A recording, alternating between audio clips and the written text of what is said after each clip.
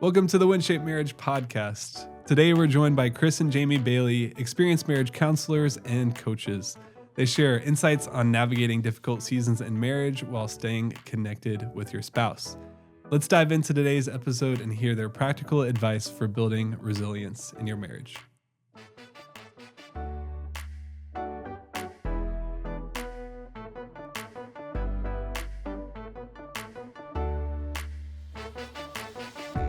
Chris and Jamie Bailey, welcome to the WinShape Marriage Podcast. We're super excited to have you with us. Thanks for having us. This is fun. Now, for our listeners that might not be familiar with who you are, do you mind sharing a little bit more about who you are and what you do? Yeah, no, it'd be our pleasure. You want to go? Yeah, we are Chris and Jamie. We are Christian marriage counselors and coaches, and we have a marriage ministry called Expedition Marriage, and we have a podcast. We've written a couple books, and we have a counseling practice, and that's primarily what we do is help couples put God in the center of their marriages. Wow. Okay. Well said. Mm-hmm. That was really well said. That's yeah. it. I'm glad I had her do it. Yeah. Now, just a curiosity point from me. You mentioned counselors and coaches. What's the difference between a Christian marriage counselor and a Christian marriage coach? Well, I guess there's some blurred lines. Yeah. I guess you could look at it that counselors are more equipped to look at things and work with anxiety, depression, and they don't necessarily always look backwards as much as maybe look more at the core reasons, the more of the why.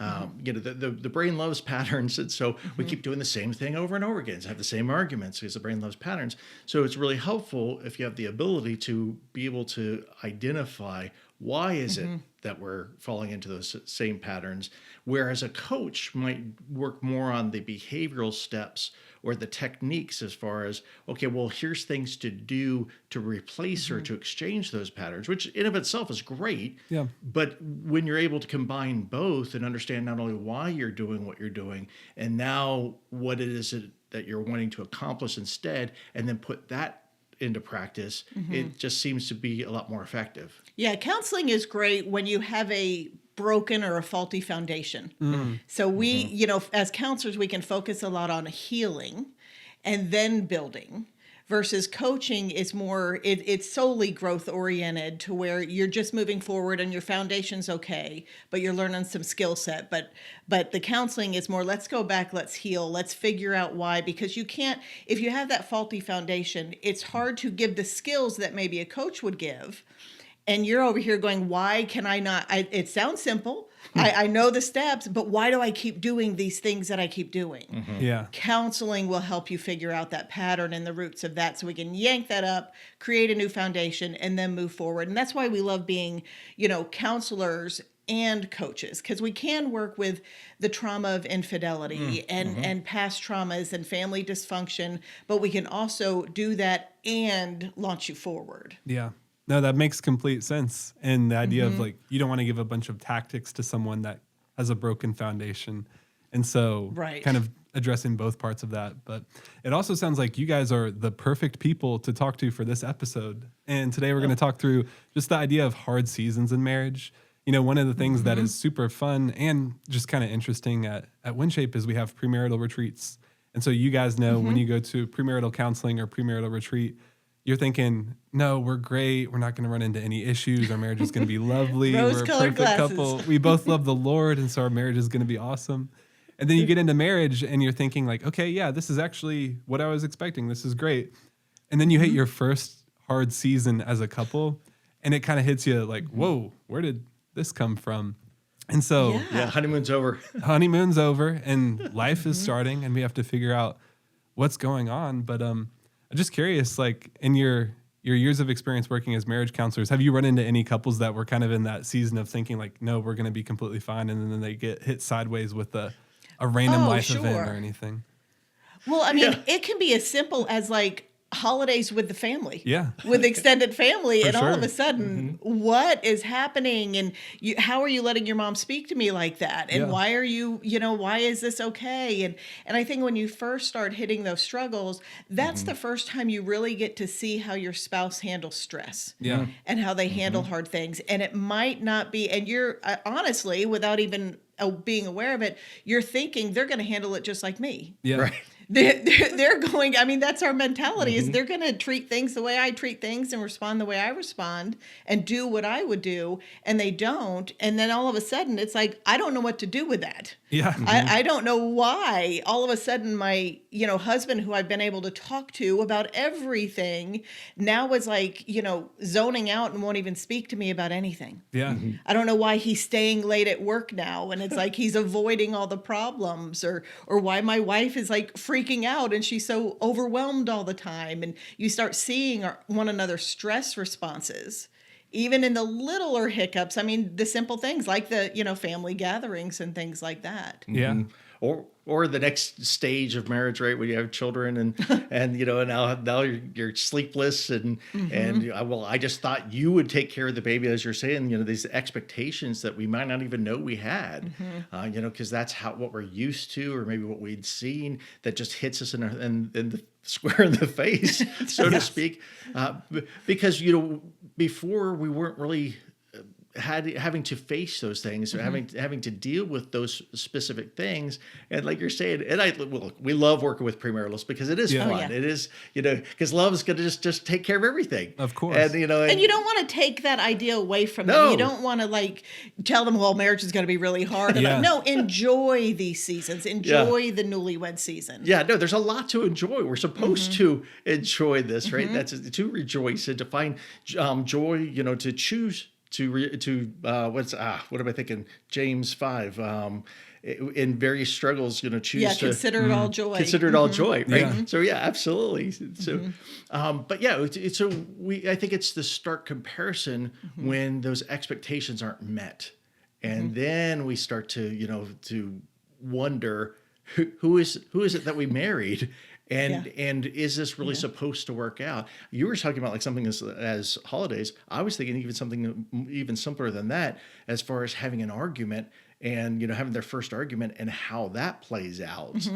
Because oh no, there's people who are like, we didn't argue before and now we're arguing and now maybe we're not meant for each other, or those kind of things. So it's can be unsettling and cause a lot of uncertainty. Yeah. Allow that to see. Yeah, you start thinking my husband or my wife isn't who I thought they were, based on how they're handling problems or what they even deem to be a problem.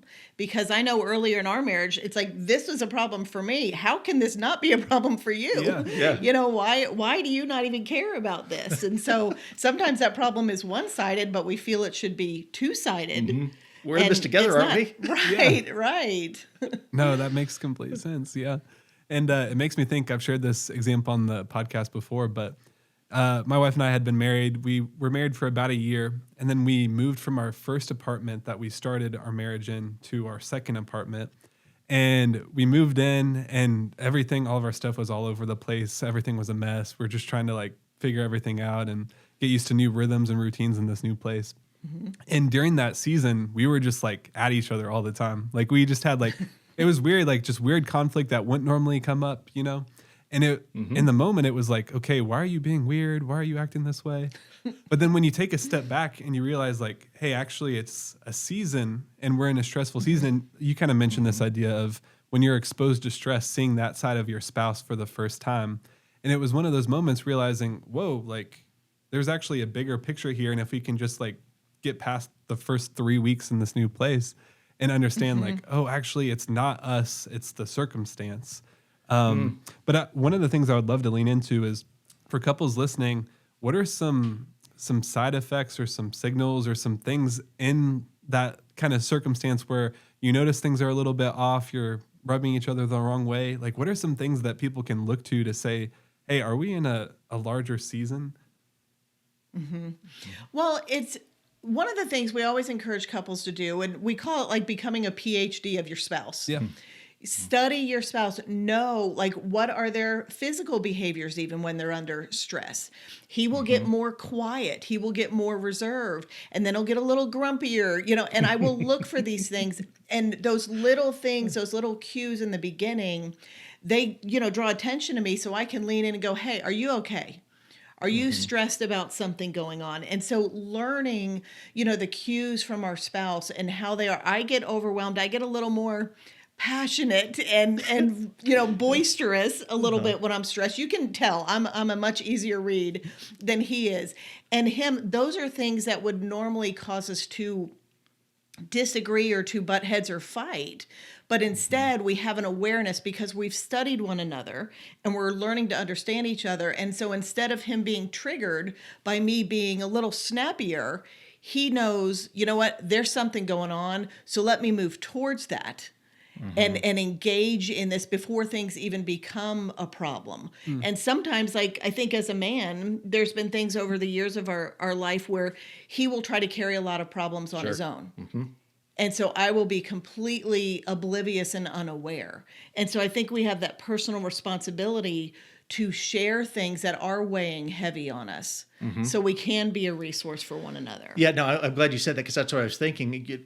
We share a lot of times that next to God, your spouse is the most important resource that you've been given. And so we need to lean into that and to bear each other's burdens, right? And if we can't bear each other's burdens, if we're not sharing each other's burdens, or if we're not aware to reach over and to provide that support and reach across going, hey, is something going on? Can I be there for you? Is there a way that I can assist you if there's something going on, and lean in versus pulling away? A lot of spouses instead they see something unsettling and they'll pull away. Yeah, it's self-protection. We fall into it. It's the way God made us, right? It's is that a bear? Oh, so is it my spouse going to jump at me? And so we just got to be prepared for that. So when we're going into a certain season, if we're already communicating and going, hey, this is it wasn't good for Chris to be alone. So he was given a suitable helper. And so, I got to make sure that I'm touching base with that suitable helper and making sure that we're communicating and on the same page as much as possible, as often as possible. Yeah. And when we're talking about the issues, that's when we can step back and evaluate them more because we get pulled out of our emotions and we're now there as a resource for one another and we can see things a little clearly. And when he brings me problems, I can see it clearly and go, you know what, this is a hard season. This is going to pass. We need to ride this out. Here's let's link arms and formulate a plan. Let's be in prayer over this and have awareness that, we're in and going back to having kids. We have an infant who's not sleeping through the night. Eventually they're going to sleep through the night. Yeah. So we can do this. They have to give up eventually. Yes. They have to give up. But I did want to share one thing because you talked about the stress and I just feel this would be important. As men, we have found out, a lot of men will try to carry that load on themselves because they're the men, there's a little bit of that fear that, well, if I tell my wife that, well, then now she's going to get all stressed out. Now I'm going to have to deal with this stress and her stress. And I just don't want to, That's fair. I'll give you that one. I don't have the bandwidth for all of that. What I found out, and I think other husbands whom we've worked with have since found out, is when we come to our wives with that stress, with that idea of going, hey, look, I'm not trying to stress you out. And, that's not what the goal is, but I want to let you in on what's going on with me and what's stressing me out, what's burdening me. And I have found that that's when Jamie doesn't, sometimes it might stress her out, but that's when she usually kicks into gear and is like, okay, how can I help? Yeah. Is there something I can do for you? Do you need to step back from maybe some other things so that way you can focus more on this? And so really, it's the times when I am open about the situation, about the possibility that the season that we're in, that I allow for her to really be that suitable helper that God had designed for her to be in my life. Yeah. Now, I want to lean into one of the things that you said, the idea of having a PhD in your spouse. And I know a lot of people that are listening to this thinking, hey, PhD, that takes a long time. For you guys, was it something that was pretty quick that you could learn? Like, hey, this is what they're like when they're stressed? Or what was the dynamic like when you guys were trying to figure out each other in your stress kind of season? Yeah, I'll let you answer that because I think she'll probably be better at that. But I was just thinking is the PhDs, not only do they take a long time, but you usually have to defend your position. and go through a process, that's involved with that. But yeah, did you have an answer for that? No, I mean, it absolutely, I'm still in school, and we've just been married 31 years, a month or so ago, and I'm still studying my spouse. Why? Because he's ever evolving. As we age, as life, gives us different, situations and circumstances, and, having children, being newlyweds, having children, sending them off to college and them getting married. Now we're grandparents and empty nesters, and he's not going to remain the same 24-year-old that I married. Yeah.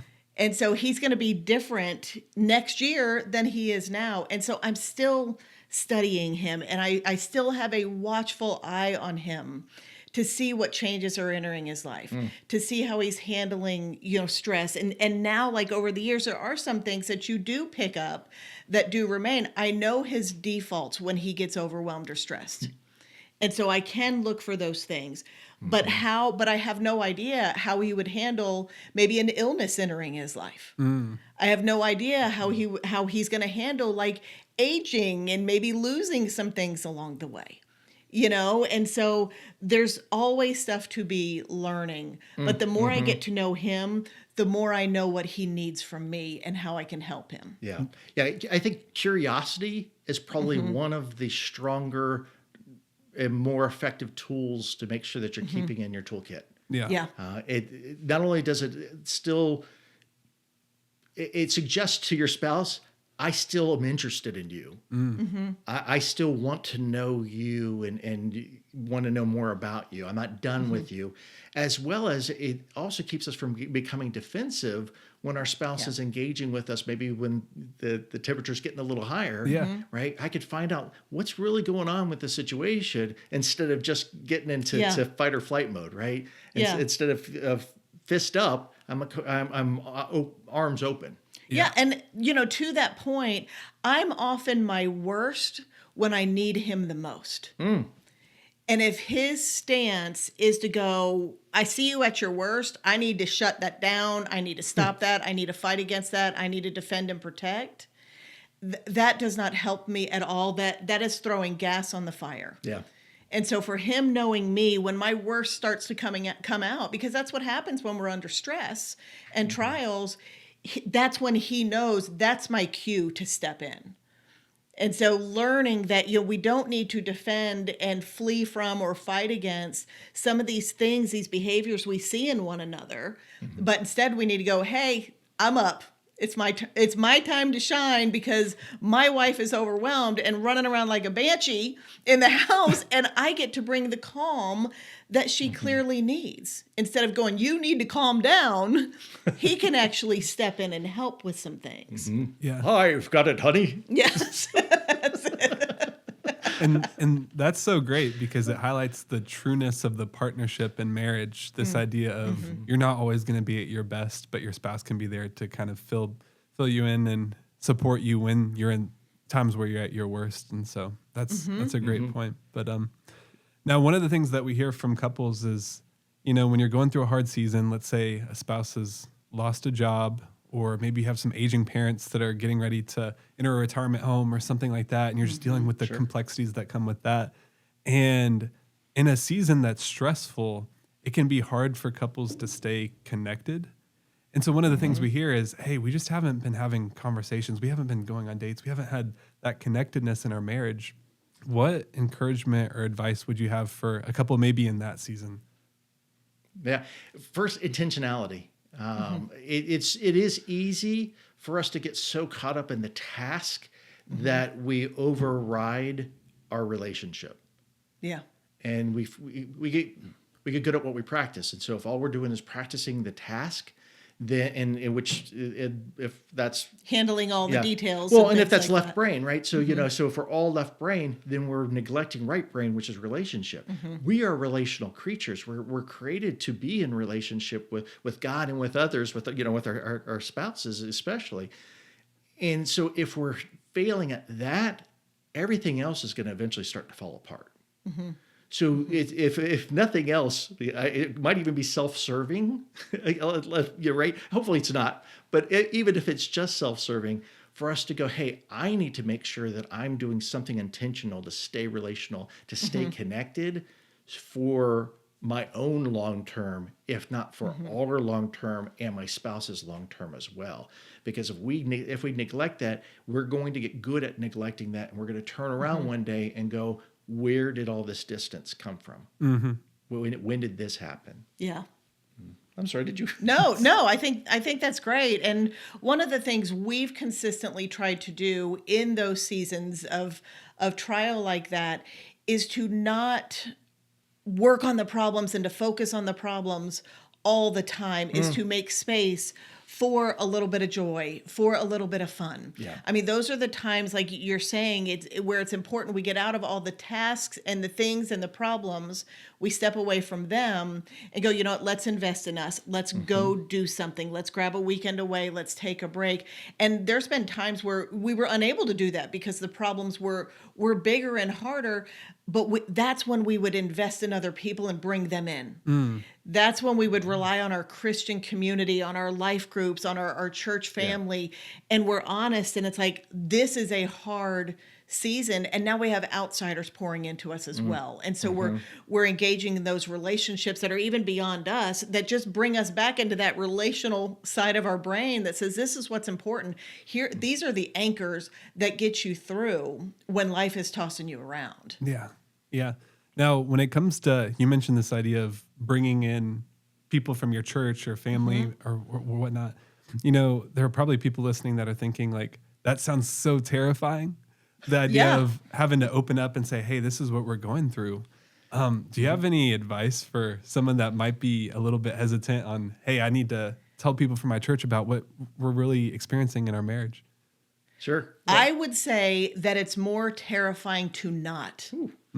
It's more terrifying it's bad enough having heavy, weighty problems that are just crushing you, but it's even worse when you're doing that alone. So that's the terrifying part. And that is going against God's design. God made us for community. It's when we're together that we're encouraging one another. We're carrying one another's burdens. We're praying for one another. And that's what brings healing. We're supporting. We're called to take care of one another. And so to me, it's more terrifying to disobey the Lord in that area, but it's more terrifying to go through those heavy things by yourself. Sure. Yeah. Well, look, we're told that if one part of the body suffers, the whole body suffers. And so maybe this is kind of a reverse way to think about it. But if by you not sharing your suffering, you're hurting your friends. They're going to suffer as a result from your suffering because the whole body's suffering. But what we don't want to do, the last thing we want is for the enemy to call shame on us. Right. And for us, because the divide and conquer is the oldest trick in the book. And the shame tries to get us to stay in the shadows, to stay hidden. And our shame was nailed to the cross. And so we've got to be able to speak past that and to be able to reach out, to our brothers and sisters and not allow for the enemy to have a victory there. So that way we can have support. And couples, we've been doing this for a hot minute. And I can't think of a time when a couple hasn't been, I'm going to say shocked. Surprised is a little too soft. Shocked that they're not the only one who's going through the things they're going through. Right? There's so much commonality and universality that we're all experiencing in this journey as mere mortals, right? That we've got more in common with our struggles than we don't. Yeah. Yeah, and it hurts the hearts of your friends as well because they care about your marriage. Sure. They care about you. And we've had people very close, even in family, all of a sudden are divorcing. Yeah. We had no idea they had problems. And we're on this other side going, oh my gosh, you had such a resource in us. Yeah. And we wanted to love you and care for you and help you. And by not telling us, you denied us the opportunity to minister to you. Yeah. And to serve. And now your marriage has ended and we're affected too because we love you and we love both of you. Sure. And now it's awkward and difficult and challenging and where it could have been encouraging and redeeming. So your friends are invested in your life as well. They don't want to see you hurt and they don't want to see you suffer. Yeah, I remember I was speaking with a speaker that we had at one of our retreats, and they were saying something along the lines of, it's really funny because every couple thinks their unique circumstance has never happened before in the history of relationships. Yep. And then we have these retreats, and we have 80 couples at a weekend or whatever it may be, and all the couples are there, and they're like, wait, all these people are going through the same thing that we're going through? And it's a really eye-opening experience to say, like, hey, we really thought that we are the first people to experience the hardness of aging parents or the hardness of navigating new children in the world and what that looks like. And to your point, like you were saying, there are people in your community that have probably been through what you've been through. And so not reaching out is a disservice to yourself, but also to them and their heart to want to help you. But now, one of the things I want to talk to or speak to in this episode as well is, hard seasons are going to happen in marriage. We know you're going to go through hardships. You're going to lose a job. You might have aging parents, whatever it may be. But what are some things that you can be proactive about in your marriage to set your marriage up well for when those hard seasons inevitably do come? Well, I mean, a lot of it is practice for them now. Practice those good communication skills and practice the bringing the bad day in the office home and sharing it. Bringing your emotions of what you're going through in little areas, the things that have hurt you or that are worrying you. Start talking about them now. And when you practice these behaviors, that involve good communication, that's what becomes your natural response. Yeah. The more you do it, it's like you're digging this rut in your brain, and that's the automatic thing you go to. Unfortunately, it works in the opposite, which gets a lot of marriages in trouble. But that's how you get out of it, is you start changing the patterns and you start creating it. And then when the hard things come, like we'll call it muscle memory. Muscle memory. Yeah. When we're in a place in our marriage, it doesn't even cross my mind to do anything other than go to Chris if something hard is happening. And I've lost both of my parents and had some big things happen. There's no other option to me, go to the Lord and go to my husband. And it's because that's what we've been practicing. And so practice those things now. And also, like, when things aren't hard, focusing on your friendship. Yeah. Because you think about it in real life, that we want to go out to coffee and sit with our friend and talk about things. You go towards your friends and you share those things. And when that friend is your spouse, they're easier to share with.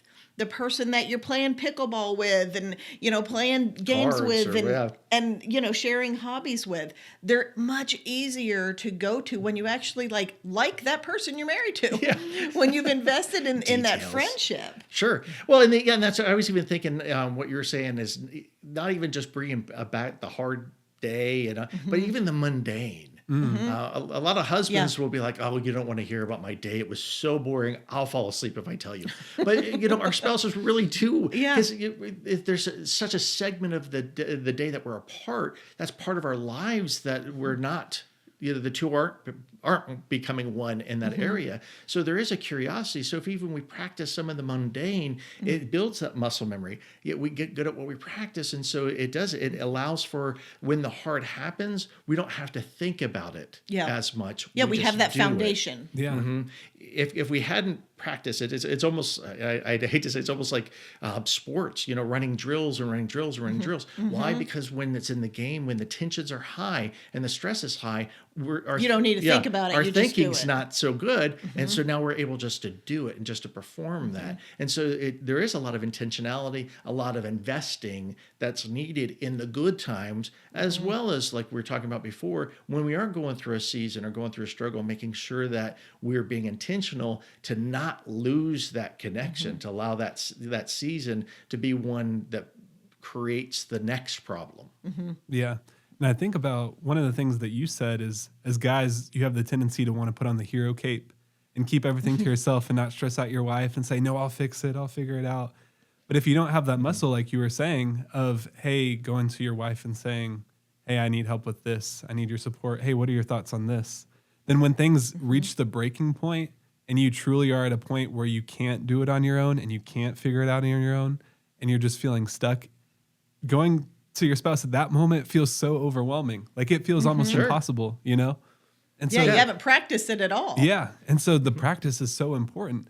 just building up that muscle and saying like, hey, we can talk about the little things. We can talk about the small details and have that safety in that. And speaking of safety, or go ahead. I was just going to say, and on top of that, our spouse is not practiced in helping us if we don't go to them on the norm. Yeah. Right. If we only go to them when there's something really big, well, it's like, I don't know how to do this because I haven't practiced working through small issues. And now you're asking me to help keep the house from falling down. Yeah. Yeah. Now that brings me back to the point I was about to make, the idea of safety too. You think about how important it is to have a safe relationship. And you kind of mentioned this, the idea of being a student of your spouse. Part of what being a student of your spouse looks like is just providing a safe space for them to experience stress, right? Because if you see your spouse as being the worst version of themselves, and you're just saying, hey, you need to figure that out, trying to shut that down, that's not providing a safe environment for you to learn, but then also for them to be supported by you. And so when we talk about things you can do to be proactive, I can't help but wonder, is safety a huge part of that as well? Oh, it's absolutely. Yes, it's paramount, because that's what we're all longing for is that security and that acceptance. And so knowing at my darkest hour, I have somebody who's going to be there for me, who's going to be, the Lord is our fortress. He's the one, we can, find that shelter in him, but that's my husband's role too.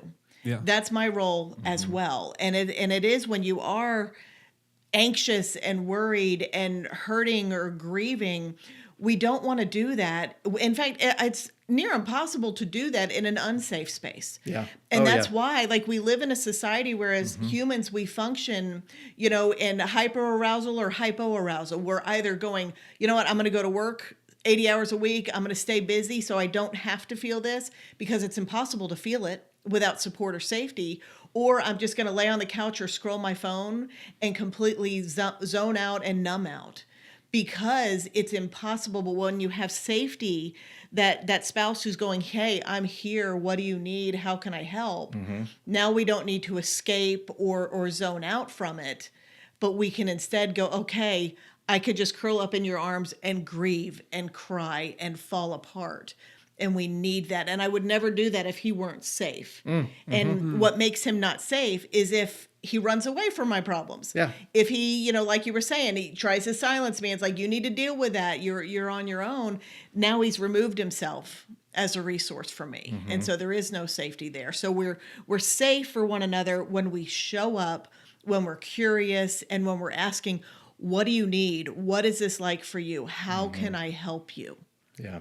Well, I think in both of you touched on a little on this, is this idea of abandonment. And I think that's probably the most universal fear that everyone experiences is at one point in time, you're going to find out something about me, or I'm going to do something and you will leave me. And that's with every relationship. And that's why it's so paramount. I think, I love that you use that word, that we remember that Jesus will never leave or forsake us. Right. So we've got him always in our life, and we can hold fast to that strong tower, but we are to be his hands and feet, and we're to become made more in the image of Christ with each other, right? First, and then to everybody else. And so that's a definite part of knowing that the other person's going to be there no matter what, right? That they're not going to leave me. They're not going to forsake me. They're not going to abandon me. It's not going to be, if I have a bad day, then they're gone, as much as we practice being there for them, and we show them through our actions and our words that love of Christ, that, hey, I'm here. I'm not going anywhere. Even if the storms are coming, I'm here with you through the storm, and we'll come out the other side together. Yeah. Now, running through the checklist of things that couples can be proactive about, we said lean into communication. We said building a safe environment in your marriage. There's one other one that I heard from a couple, and I'd be curious to get your thoughts on, but they mentioned the idea of the importance of play outside of just stressful seasons. And I know we talked about this earlier, of when you're not feeling connected, like, hey, what can you do to be connected? Just leaning in and being intentional. But kind of get your thoughts. What are your thoughts on the importance of play? Huge. Yeah. Yeah, huge. First off, I'm one of my top 5 values is fun. Top 5. It is. Yeah, I'm just going to say. Top 2, I think. Yeah, I think it's high up there. In fact, one of the things that Jamie was like, well, what are the things that you love? What brought us together? You're fun, and everybody always said you will have so much fun together, and so that's high for me. But in general, play is so important. Jamie, you made the point that reminder that, hey, you know what? We do like being around each other. It is enjoyable to be around each other, but also will kick in some of the good, the happy hormones, the dopamines, oxytocins, and all that kind of stuff. Which help us handle stress better. Absolutely. And it also helps us bond better. But it also, that joy, so if we have joy, the joy of the Lord is our strength, right? Then we're more fulfilled. But there's a part in our brain that's has where joy is, where its relationship is. So if we're having more joy, we'll feel more relationally connected. And so as long as we're feeding into that and we're doing fun things or even lighthearted things, it doesn't have to necessarily be fun. Just doesn't always have to be like you were saying, work focusing on the problem. Sometimes we can take the what about Bob approach. Let's take a vacation from our problems. We're just going to have a time where we're just going to enjoy, have some coffee or whatever it is, and we're telling our problems that they have to wait 20 minutes. And this is our time. We're just going to enjoy each other. And that's really, there's a lot of refreshing. There's a lot of renewal. I think it's it does strengthen us. Yeah, I think there's over 700 references about rejoicing or choosing joy, and scripturally speaking. So it's a big deal. Neuroscience has caught up and said, look at what it does to our brain and our relationships. Yeah. Well, and I love you said wait 20 minutes, and I promise your problems will still be there in 20 minutes. And so they wait for you. Yeah, they'll wait for you. You don't have to worry about that piece. I love that. And I think it's this idea of when everything is so heavy and serious, if you're going through a hard season, having that balance of bringing some lightheartedness can really make a big difference to make it not just feel so engulfing. And so I think that's a great point. And doing that now so that you have that muscle, like we talked about with the communication piece, makes it a whole lot easier when you're losing your job and you're like, okay, we haven't been on a date in 6 weeks. Yeah. What are we going to do? It makes it easier to have that muscle for sure. But joy and fun make you more resilient. Yeah. We used to have Home Depot dates. Home Depot dates. Yeah. So we had to go to the store. We had to go. So we're doing a date, and then we're going to have some food. And it's just that's it. You just take it where you can get it. Yeah. Now I love asking this question, but now that you guys are marriage coaches, marriage counselors, have this wealth of experience in the marriage space, when you look back to where you guys were when you first got married, what's one piece of advice or feedback or wisdom that you would share with the younger version of yourself when it comes to the conversation of dealing with hard seasons in marriage? Oh boy! Don't run. Because I think younger me said run. Yeah. It did. No, so for younger, go ahead. Okay, yeah. Well, for me was lean in. And no, it's really not about you. It might feel like it's about you, but it really has little to nothing to do with about you, and almost everything to do with her. And so be a resource instead of getting defensive and taking it personally. Yeah. That'd probably be mine.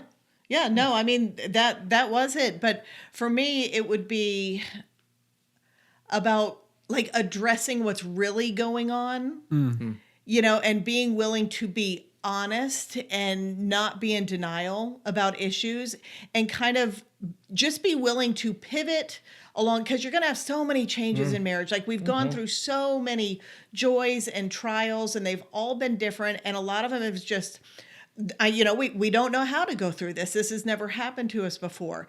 And learning to go, it's okay. Yeah. It's okay. Because I would put pressure on myself. I should know how to handle all the things. There's a fix for everything, and I should be able to do this. That is not how life works.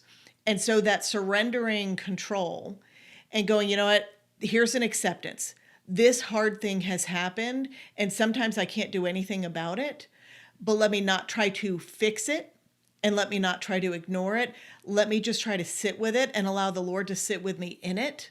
and to trust his goodness is coming out of this and to sit with my husband in it. And so don't try to fix it or flee from it, but just be real and go, you know what? It is what it is. I don't need to make this horrible thing all rosy. I don't need to. It's kind of like if somebody dies, well, at least they're in heaven.